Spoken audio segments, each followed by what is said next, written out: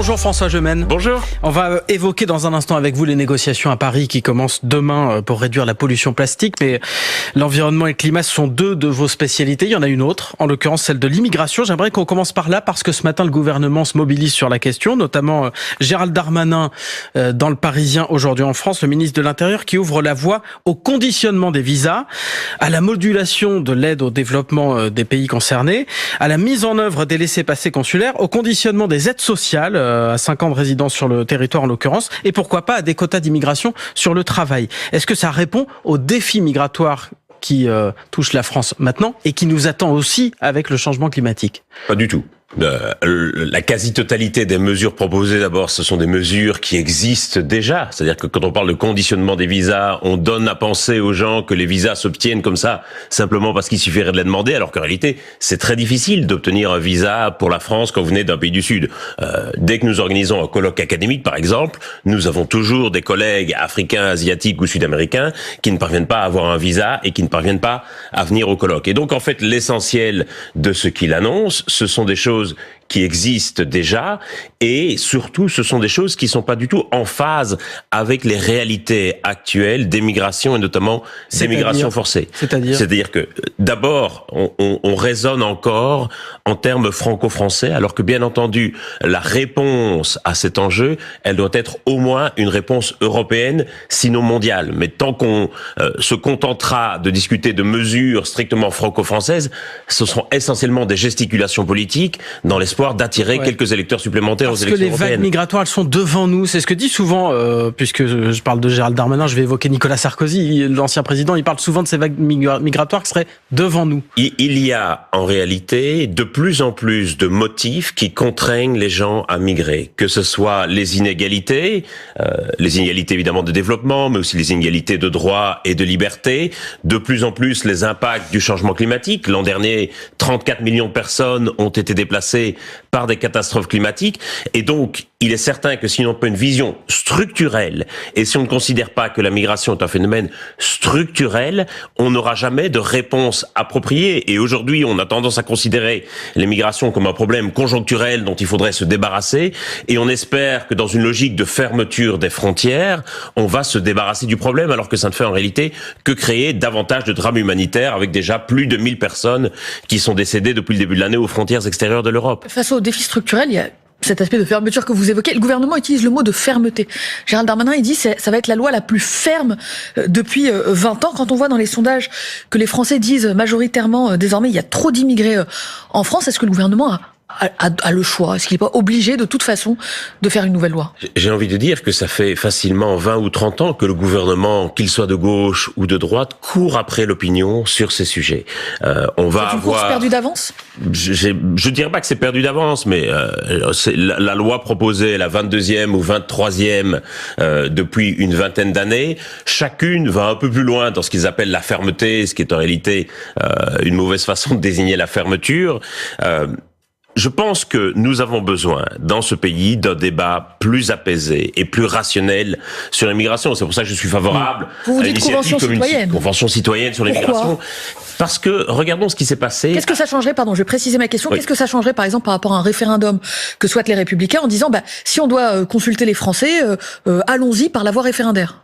Mais le problème d'un référendum, c'est que vous êtes sur une question binaire, oui ou non, et souvent les questions d'immigration ne se prêtent pas à des questions binaires, et les référendums se transforment souvent en plébiscite pour ou contre le gouvernement. Donc je pense pas que ça soit des questions complexes comme les questions d'immigration qui puissent être traitées par voie référendaire. Par contre, l'intérêt d'un exercice comme la Convention citoyenne, c'est que vous avez des citoyens qui vont pouvoir s'informer, discuter avec des experts, qui vont avoir véritablement la formation d'une intelligence collective sur ces sujets, et on espère que cette intelligence collective pourra ensuite infuser au reste du pays, et que toute une série de malentendus, de mensonges parfois, soient enfin dissipés de manière à ce qu'on puisse avoir un discours plus réaliste, plus apaisé, pas forcément angélique, mais qui reconnaisse enfin le caractère structurel et non conjoncturel des migrations. Le gouvernement cherche, on l'a bien compris, un accord avec les Républicains. Il y a tout de même un point sur lequel ils marquent ce matin leur désaccord en l'occurrence. Les Républicains pensent que c'est l'Europe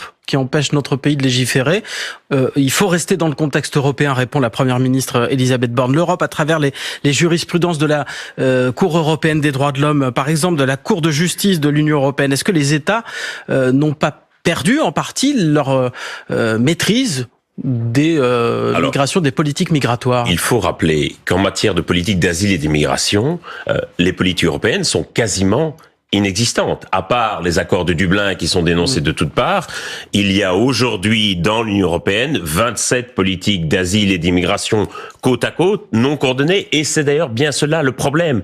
Et donc si nous voulons en réalité regagner une certaine forme de souveraineté, puisque c'est le mot que tout le monde poursuit aujourd'hui, il faut bien entendu passer par l'échelon européen. Tant qu'on restera en train de raisonner à son propre niveau national... C'est pas un carcan, vous dites aujourd'hui?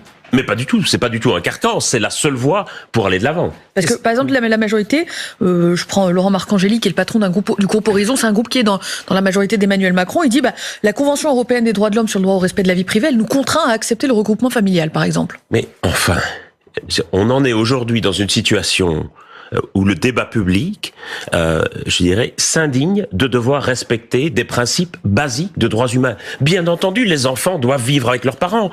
Enfin, dans quel niveau sommes-nous arrivés pour que l'on en soit à considérer que le respect basique des droits humains fondamentaux est une sorte de carcan? C'est juste ça que dit la Cour européenne des droits de l'homme. De légiférer. La Cour européenne des droits de l'homme, elle dit uniquement, il faut pas séparer les parents de leurs enfants. C'est la seule chose sur laquelle elle nous. Sur ce point, oui. Enfin, elle dit toute une série d'autres choses, que vous pouvez non plus tuer les gens aux frontières, par exemple. Il faut bien reconnaître que certains aujourd'hui souhaiteraient sans doute le faire. Mais oui, c'est fondamental. La Cour européenne des droits de l'homme et les droits humains en démocratie, c'est fondamental. Où en sommes-nous que pour que ces droits fondamentaux soient remis en question et soient considérés comme des obstacles à la législation? Et pour rester sur le dossier européen, le gouvernement qui se cherche aussi des sources d'inspiration regarde du côté du Danemark, où un gouvernement social-démocrate a mis en place des lois très dures sur l'immigration. Est-ce que c'est une bonne inspiration? Est-ce qu'il y a un modèle danois sur l'immigration?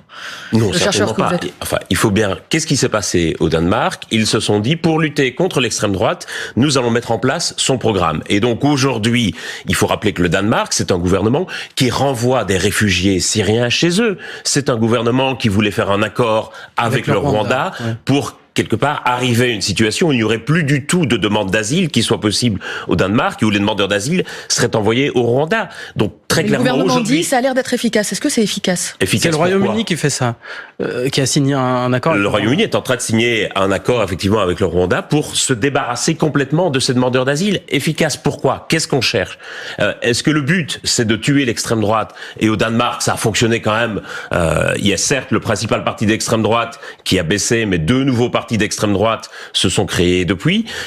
Et moi je pense surtout que ce sont pas du tout des solutions qui sont approprié par rapport aux défis structurels en termes de vieillissement de la population, en termes de financement des régimes sociaux, en termes de changement climatique. Il faut reconnaître que nous avons aussi besoin de l'immigration et que ceux qui font tourner le pays aujourd'hui, notamment dans des professions essentielles, ce sont largement des travailleurs immigrés. Et d'ailleurs, le Royaume-Uni qui n'a jamais connu autant d'immigrés, 600 000 l'an dernier, malgré le Brexit. François Gemène, obligé d'en faire venir de l'étranger parce que certains secteurs sont en manque de main-d'œuvre. On a beaucoup parlé immigration, on va beaucoup parler environnement avec vous dans un tout petit instant, 8h41. France Info. Le 8h30 France Info, Neil Alatrousse, Laurent Sénéchal. Toujours avec François Gemène, chercheur et enseignant, notamment à Sciences Po, auteur principal pour le GIEC, président du conseil scientifique de la Fondation pour la Nature et l'Homme, fondée par Nicolas Hulot. François Gemène, vous étiez avant-hier devant l'Assemblée Générale de Total Énergie. Oui. Vous y étiez pourquoi? Vous vouliez bloquer cette Assemblée Générale? Non, je pense pas qu'il faille bloquer les Assemblées Générales. La question de la démocratie actionnariale est importante et donc je souhaite que les actionnaires puissent participer, puissent voter en conscience. Par contre, je pense qu'il est important, qu'ils soient informés du pouvoir qu'ils ont avec leurs actions et que aujourd'hui, la stratégie climat de Total est une stratégie qui non seulement envoie le climat dans le mur, mais qui, je pense, envoie aussi Total Total Energy dans le mur. Et je pense que c'est important aussi de faire comprendre aux Françaises et aux Français, à ceux qui ne possèdent pas d'action Total, mais également à ceux qui en possèdent sans savoir qu'ils ont le droit de participer à l'Assemblée générale, que c'est en fait là que ça se joue et que l'éléphant dans la pièce du changement climatique, ce sont les niveaux d'investissement faramineux qui continuent à affluer vers les énergies fossiles.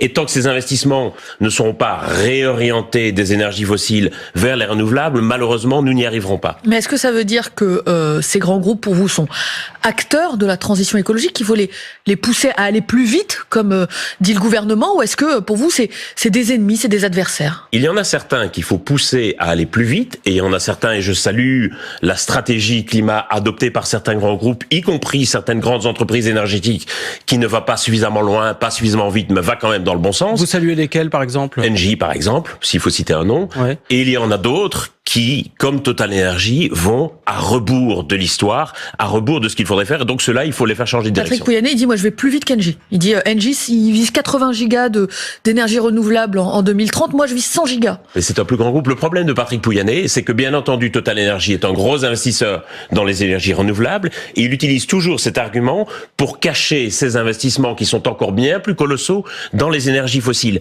À un moment donné, il faut choisir. Sur le PSG, sur le classico PSG-OM, vous pouvez pas soutenir le PSG en première mi-temps et puis changer de tribune et soutenir l'OM en seconde mi-temps. Si vous Mais c'est pas ce que je vous demandais, justement. Ce que dit Patrick Pouyanné, c'est grâce aux revenus que je tire des énergies fossiles, je peux investir dans le renouvelable. Non.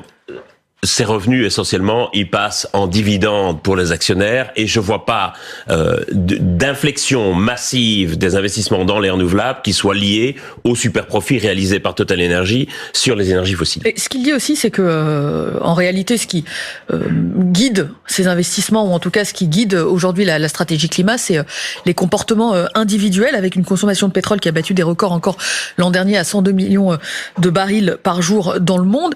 On a l'impression qu'il y a un décalage entre l'urgence que vous prenez, vous chercheurs, vous activistes, et les comportements majoritaires dans l'ensemble du monde, mais y compris des Français qui, par exemple, ont réclamé des prix bas à la pompe, qui veulent tous partir en vacances et qui, en réalité, en termes de sacrifice aujourd'hui, ne sont peut-être pas dans ce que vous appelez à mettre en œuvre. Bien entendu. Comment on oriente ces comportements individuels? Je pense que l'argument de Patrick Pouyanné, selon lequel Total ne ferait que suivre la demande, est un argument qui ignore les fondamentaux, et il le sait bien, qui ignore les fondamentaux du marché de l'énergie, c'est-à-dire que c'est un marché qui est essentiellement guidé par l'offre davantage que par la demande. Et donc il est certain que tant qu'on ne déploiera pas une offre décarbonée en matière énergétique, il y aura toujours une forte demande pour les énergies fossiles, simplement parce que les gens ont besoin d'énergie. Est-ce qu'il faut assumer, par exemple, des prix qui augmentent? Est-ce que vous dites au gouvernement, ça suffit, les aides aux carburants qui maintiennent, de fait, une offre abondante, peu chère? Je pense qu'il faut assumer des prix qui augmentent sur certains aspects, c'est-à-dire sur les vols en avion, par exemple, avec le kérosène aérien qui n'est pas taxé, sur certains types de trajets. L'enjeu, c'est de parvenir à une forme d'équité dans la fiscalité. Donc, bien entendu, le prix de certains biens doit augmenter parce que le prix doit refléter le coût environnemental de ces biens, ce qu'on appelle les externalités négatives en économie. Il faut veiller, par contre, à ce que ces éventuelles augmentations du prix ne touchent pas les publics les plus précarisés. Et donc, c'est l'intérêt d'avoir une véritable fiscalité environnementale et on n'en est encore qu'au balbutiement de cette fiscalité. La France accueille demain les pays du monde entier avec un objectif zéro rejet de plastique dans l'environnement en 2040. C'est une sorte de COP du plastique en quelque sorte qui commence à Paris. 460 millions de tonnes de plastique produites dans le monde chaque année. Si on ne fait rien, ça va tripler en 40 ans. Ça veut dire qu'on est drogué au plastique aujourd'hui? Absolument. Nous sommes drogués au plastique et nous allons le devenir de plus en plus au fur et à mesure que toute une série de pays du Sud progressent dans l'échelle du développement. Et donc on a besoin aussi en plastique. Et donc je crois qu'il est très important d'avoir une discussion mondiale sur ce sujet qui est évidemment une pollution tout à fait considérable, en particulier pour les océans. Par contre, l'enjeu c'est pas seulement le rejet des plastiques, l'enjeu c'est aussi la production des plastiques. Si à un moment donné vous ne limitez pas la production de plastique, eh bien il est certain que vous pouvez faire tout ce que vous voulez sur les rejets et les pollutions. À un moment donné, ce plastique se retrouvera dans l'environnement. Ça fonctionne comme l'essence en fait. Vous dites plus il y en a, plus on en consomme. Exactement. Sans contrainte, on peut y arriver. On recycle assez peu. On produit de plus en plus de choses recyclables, mais on ne recycle pas davantage. Et donc les choses sont recyclables, mais ne sont pas recyclées. François Gemène, le problème c'est de faire plier les États-Unis et la Chine. Voici ce que dit le négociateur américain. Nous devrions laisser le soin à chaque pays de tracer sa route. Je pense que Nous sommes aujourd'hui face à des problématiques globales de plus en plus. Le changement climatique, la biodiversité, les pollutions, mais également les pandémies. Et on est encore en train de les gérer entre nations où chacune court un peu après sa souveraineté. Il faut parvenir à des formes de gouvernance mondiale de ces sujets. Si on reste arc-bouté sur nos frontières, nous n'y arriverons pas. Mais nous, on est d'accord, la France. D'ailleurs, on est à la tête d'une espèce de coalition d'une cinquantaine de pays qui voudraient qu'il y ait des contraintes. Et la France fait partie, il faut le reconnaître, des pays qui ont le plus poussé pour une gouvernance mondiale de ces questions et qui accueillent d'ailleurs des sommets sur ces sujets. Mais je reprends la question de Laurent Sénéchal. Comment on fait plier la Chine et les États-Unis? En leur montrant qu'ils y ont intérêt.